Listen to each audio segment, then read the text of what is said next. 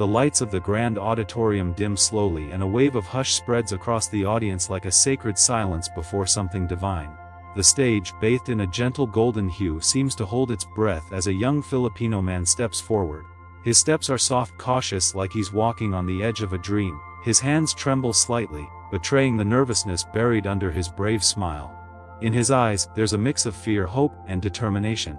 The kind you only see in someone who's been waiting their whole life for one chance. He stands before the microphone, its silver shimmer reflecting the bright stage lights. Behind him the massive America's Got Talent logo glows proudly, a symbol of dreams, heartbreaks, and second chances. The audience watches curiously, some whispering to one another, others scrolling on their phones, unaware of the miracle that's about to unfold before their eyes. Simon Cowell leans back in his chair, his trademark skeptical expression painted across his face. Next to him, Sofia Vergara flashes an encouraging smile, while Heidi Klum adjusts herself in her seat, leaning forward to listen. Howie Mandel rests his chin on his hand, half curious, half doubtful.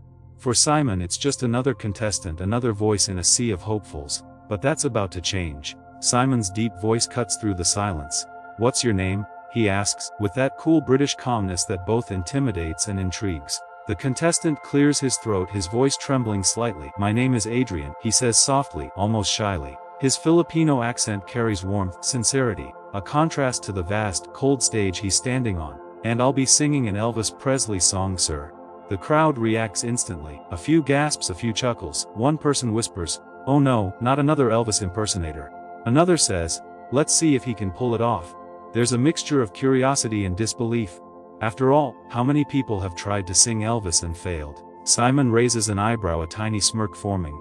"Elvis Presley," he repeats, as if testing the weight of those two words. "That's quite a choice." Adrian nods nervously, gripping the microphone tighter. His heart is pounding so loud he can almost hear it in his ears. This is it, the moment that could define everything. Years of singing in small cafes he's back home, of performing in front of his neighbors, of being told he sounded bit like Elvis. All led to this single chance.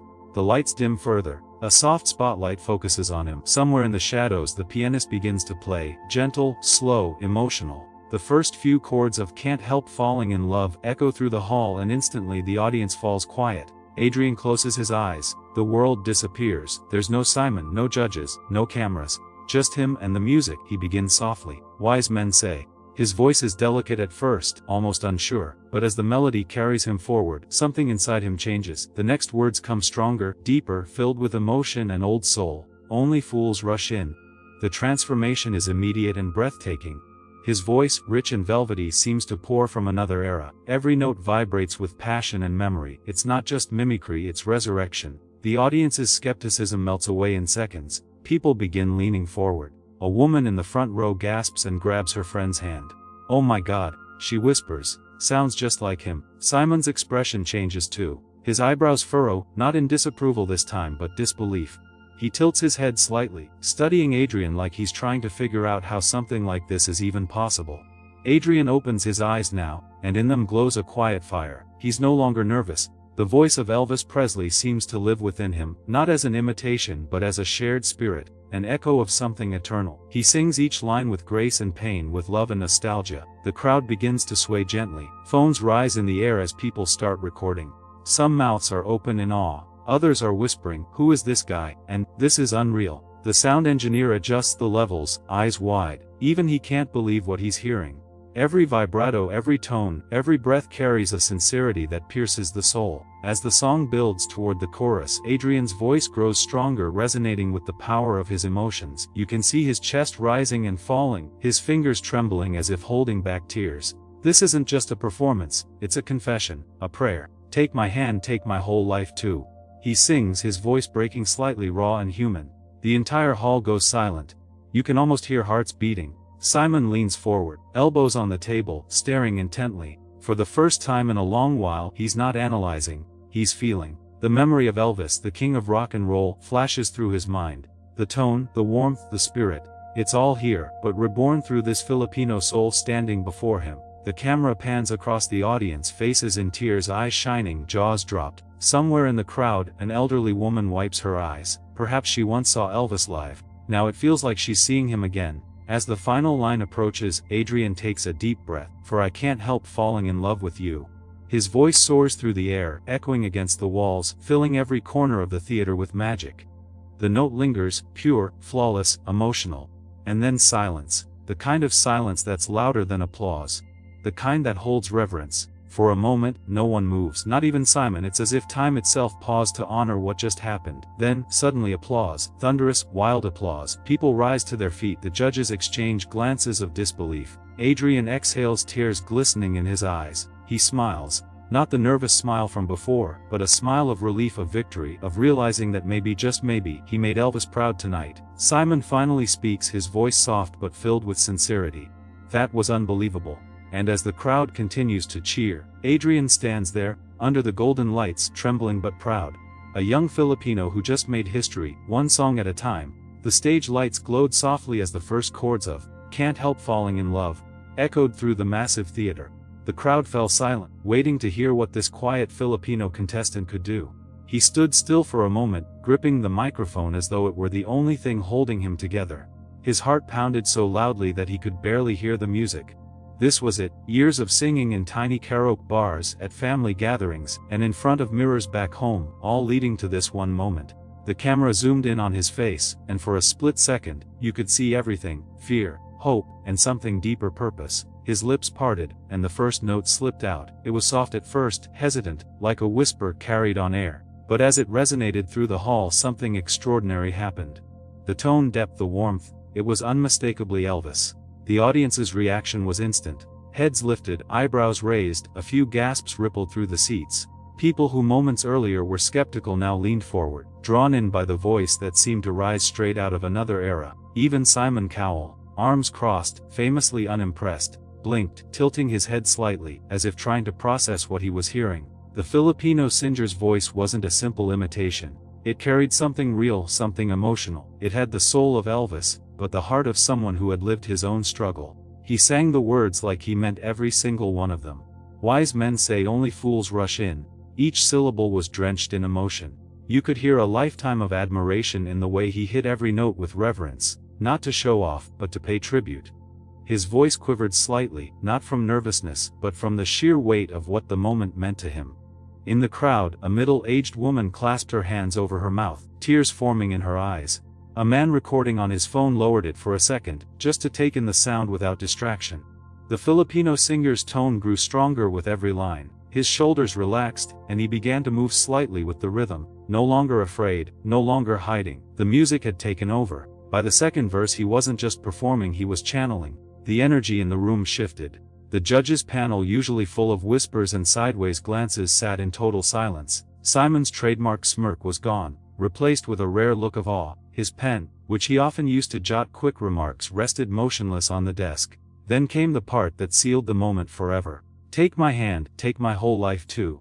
He lifted his hand slightly, as if reaching out, not to a person, but to something bigger. His eyes glistened under the spotlight. It wasn't just a performance, it was a prayer. A prayer for everyone who ever dreamed of being heard, for every Filipino singer who grew up idolizing voices they could only hear on vinyl and radio, hoping one day to prove that they too could stand on the world's biggest stage. The camera panned to Simon. He leaned forward now, elbows on the desk, studying the young man intensely. There was something happening in front of him that he couldn't quite explain. A moment of authenticity that cut through years of manufactured acts and rehearsed perfection. It was raw, real, timeless. As the song built toward its climax, the Filipino singer's confidence bloomed. His voice soared, deeper and richer with every note. The tone vibrated through the hall, and you could almost feel the ghost of Elvis himself smiling somewhere above. His accent faded into pure emotion. He wasn't trying to sound like Elvis anymore. He was feeling like him, understanding what it meant to pour your heart out until there was nothing left. The audience began to sway gently, caught in the nostalgia of it all. Older fans closed their eyes, reliving memories of when they first heard Elvis decades ago. Younger ones recorded in awe, realizing they were witnessing something special, something they'd want to rewatch 100 times later. When he reached the final chorus, his voice cracked just slightly. But it wasn't a mistake. It was human. It was real. That imperfection made it perfect. He closed his eyes, took a breath, and gave everything he had to the last line, "For I can't help falling in love with you."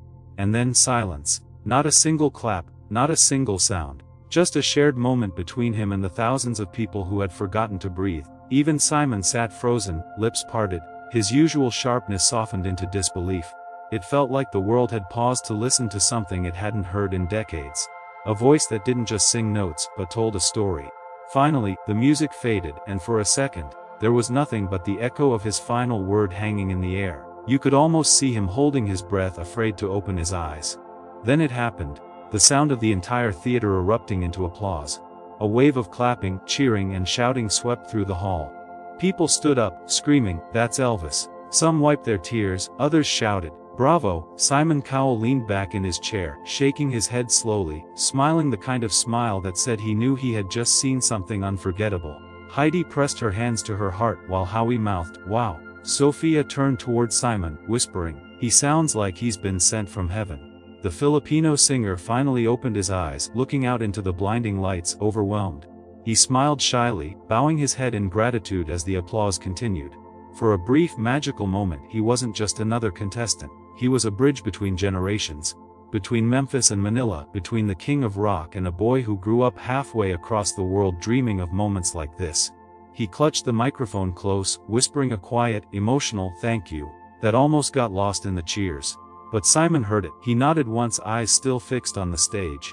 He knew what everyone else knew, that something truly rare had just happened. The spirit of Elvis had returned, not through fame or imitation, but through the heart of a humble Filipino dreamer who dared to sing like his hero and made the world believe again. Simon had seen thousands of singers walk onto that stage. Some made him smile, some made him roll his eyes, and some, just a few, managed to make him feel something deep inside. But this time, something different was happening. As the Filipino contestant sang, the air in the auditorium began to change. It felt heavier, almost electric, filled with the kind of emotion that pulls everyone into silence. The boy wasn't just performing, he was channeling something timeless. Simon's eyes, usually sharp and judgmental, started to soften. The first few seconds of the song had caught his attention, but now every note was holding him captive. His usual smirk had faded, replaced by quiet astonishment. He leaned forward, elbows resting on the judge's desk, eyes locked on the stage like he didn't want to blink and miss even a second. The audience could sense it too. You could feel thousands of hearts beating in unison, drawn into the voice echoing across the grand theater. The boy's voice wasn't loud. It didn't need to be. It was smooth yet powerful, trembling slightly with emotion, but steady enough to hold every note with grace. The tone was hauntingly familiar. That rich, velvety depth that only Elvis Presley once carried. Yet it wasn't a cheap imitation, it had something raw, something real. This was Elvis's soul sung through a Filipino heart. Every line of the song carried pain, nostalgia, and respect. He wasn't trying to be Elvis, he was feeling Elvis. Simon glanced at the other judges. Howie had his hand over his heart, eyes glistening. Sophia whispered, "My God," under her breath, and Heidi just sat there, smiling softly, lost in the performance. But Simon looked like he was fighting something inside him. Maybe disbelief, maybe emotion. For once he wasn't judging, he was listening. The contestant closed his eyes and tilted his head back as he reached the chorus. The lights above him turned a soft golden hue, and for a brief moment, it looked as though time had stopped. Every person in that hall seemed to vanish into the music. The way he held the microphone, the subtle sway of his body, the emotion on his face, it was pure artistry. You could feel the story behind every lyric, like he'd lived the life of heartbreak and hope that the song carried. Simon, still motionless, let out a deep exhale. He whispered something to Howie, who just shook his head, speechless. Simon then leaned back in his chair, a small smile forming at the corner of his mouth. The kind that said, "This kid is something else." And then it happened, the high note. The boy took a breath, and his voice soared higher, stronger, yet trembling with emotion. The crowd gasped. You could hear faint sobs from people in the front rows. Simon's jaw dropped slightly as he mouthed, "Wow." He wasn't just impressed, he was moved. The song carried a warmth that reached through every camera, every seat, every heart in that massive auditorium. By the time the chorus returned, the entire audience was on its feet, clapping along quietly, afraid to overpower the purity of the voice they were hearing. It wasn't a performance anymore. It was a connection between a young dreamer and a legend long gone.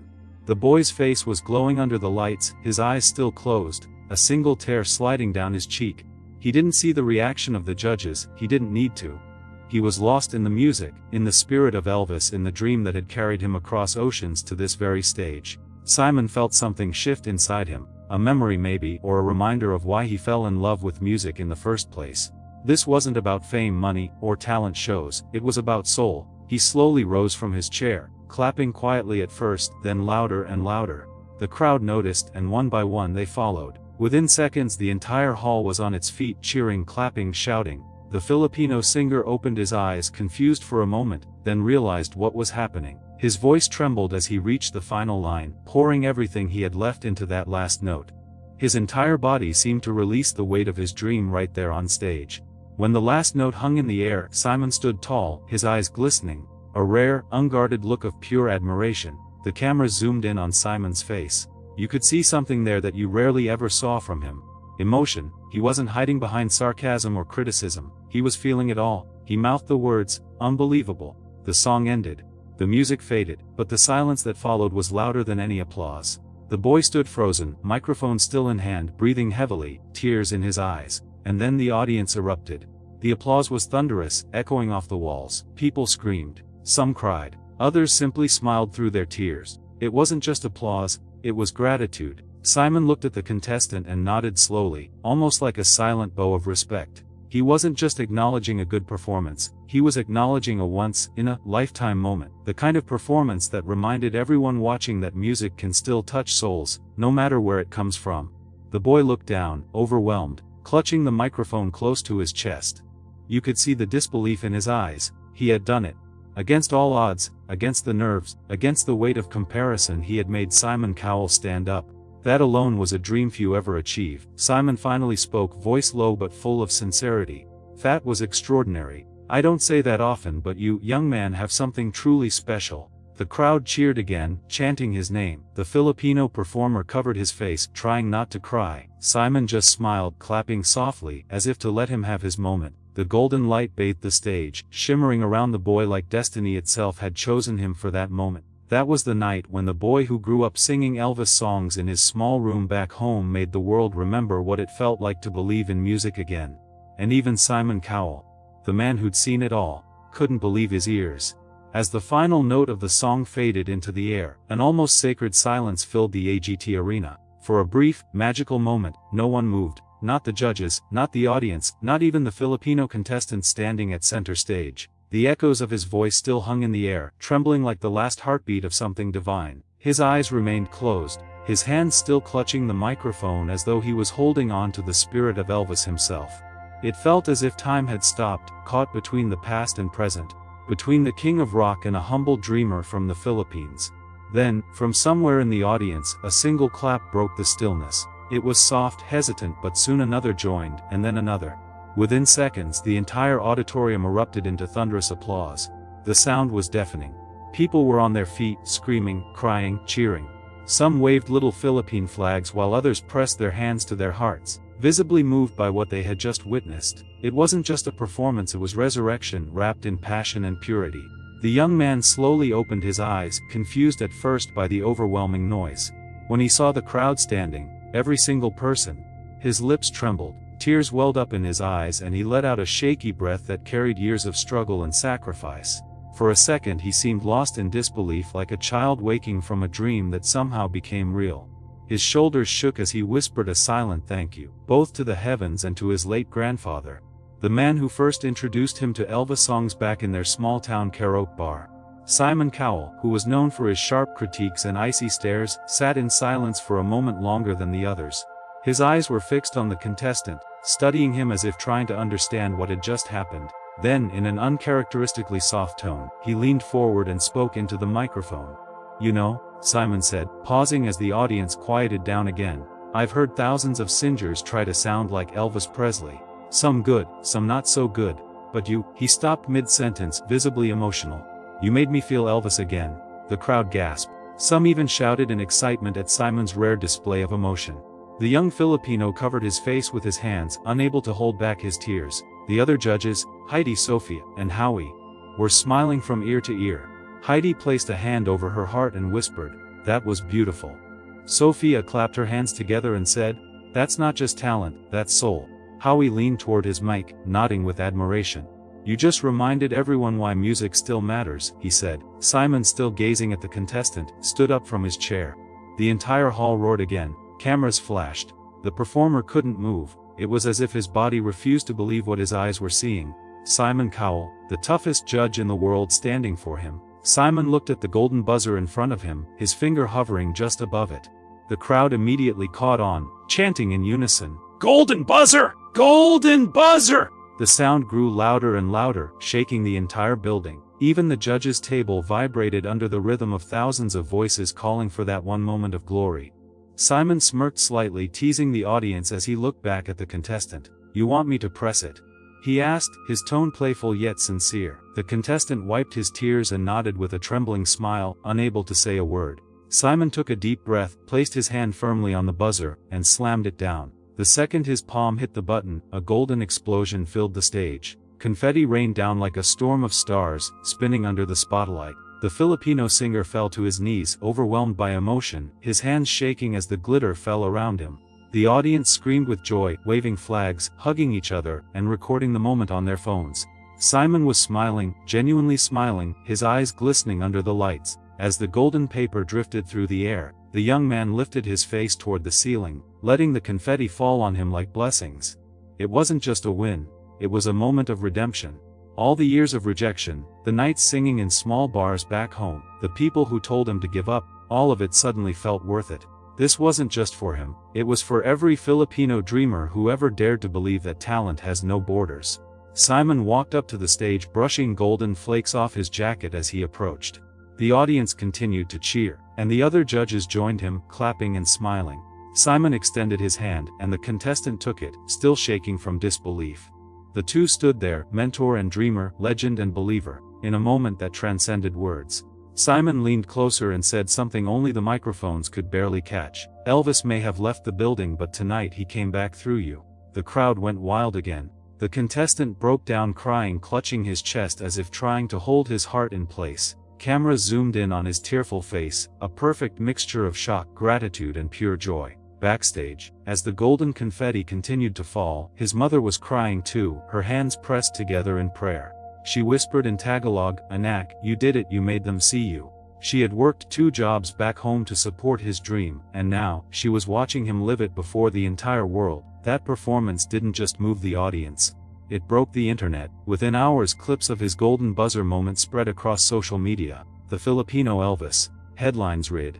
Fans flooded the comments, writing things like, "He brought Elvis back to life," and "This gave me chills I can't describe." Millions of people replayed the clip, not because of fame or shock value, but because it made them feel something rare. A connection to a voice that carried both history and heart.